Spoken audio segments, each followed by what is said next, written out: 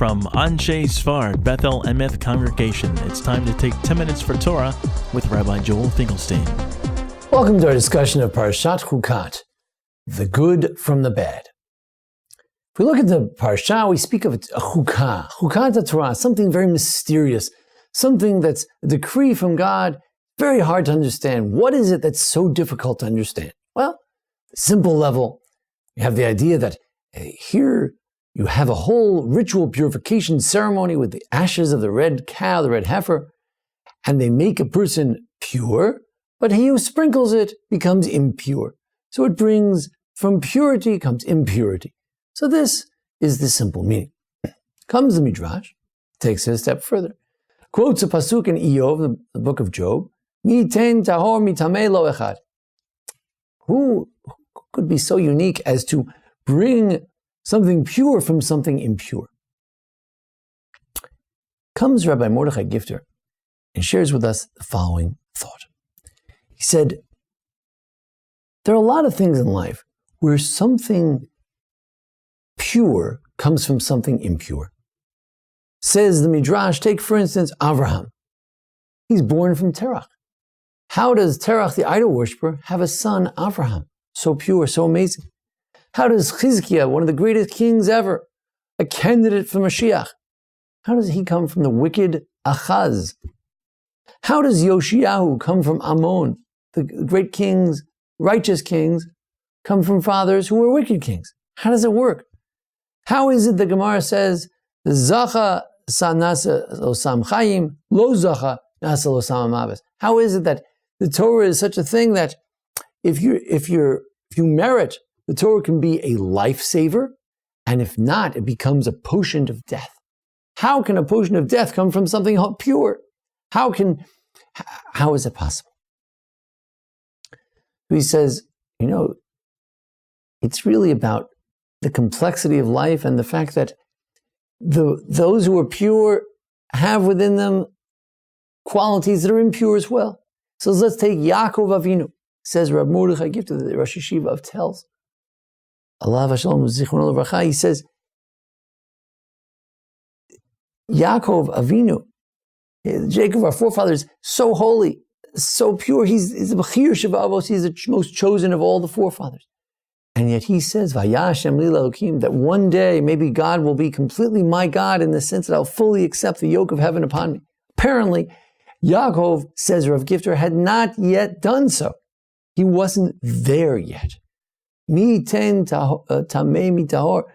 How can something so impure, such the lack of full acceptance of God, come from someone so pure? How does it happen? He says more broadly, how does Olam Haba come from Olam Hazeh and Olam Hazeh from Olam Haba? How does this world and this worldliness stuff come from stuff that's on the other world, from the world to come? And how from a place of the world to come do we sometimes come back to this world? For instance, on Shabbat we're supposed to be transported to a place of Me'ein Olam Haba, something similar to the world to come. Then, on that very Shabbat, something happens. Someone upsets you. Someone says something. Something happens in your life. And then you go from Olam Haba, from the world to come, to the Olam Hazeh, to this very imperfect world. Mi ten tahor mi tameh. How can something so holy come from something so impure? And from something so impure, how can you get down back to something so holy?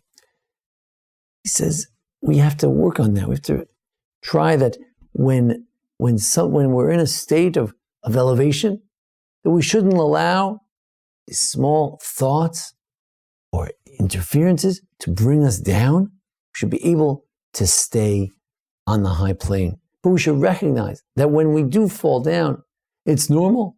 It happened to Yaakov Avinu. It happened to Yaakov. And that's the way the world works. That's part of that's the mystery of the Paraduma. It has nothing to do with the ashes and the purification.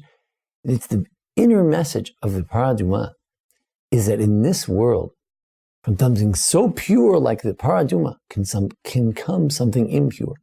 And from the man who sprinkles it, who becomes impure, can come the great purity and the great purification. From the worst day that we have in life, can fold, it can emerge from that, you can build from that into the greatest day of your life.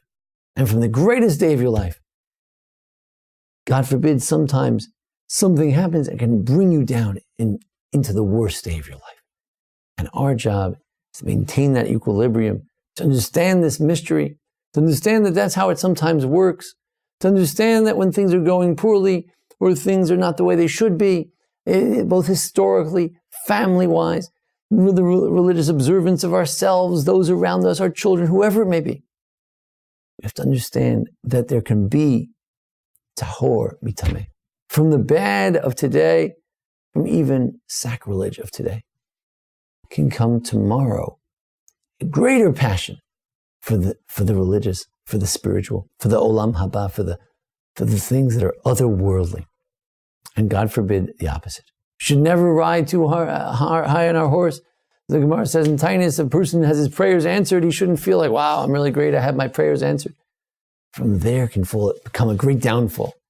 And one moment you're the holiest person in the world, you pray, God answers your prayers. And the next minute, you get haughty, and you're brought back down to olam hazeh. We go back and forth between the two. Holiness can come from the worst moment. Impurity can come from the holiest moment. Our job is to maintain the equilibrium, know the mystery of the paraduma, know the mystery of this parsha. When we understand that, we understand things can turn for the better and always be on guard. Things can also turn for the worse. We hope and pray that the captives who were taken hostage by the terrorists in Israel, Eyal ben Iris Teshura, Yaakov Naftali ben Devora, and Gilad Michael ben Bat Galim, we hope they should be returned shortly to their parents from this horrific episode. Should only come Reign of Yeshua, should only come great joy and salvations to the Jewish people. Thank you for joining us here at the Anshe Sfard Bethel Emeth congregation here at Memphis, Tennessee. Join us each week for our discussion of the Parsha, various holidays, and thanks to Jason Lefkowitz, our producer. Thank you. This has been 10 Minutes for Torah with Rabbi Joel Finkelstein. To learn more, visit ASBEE.org.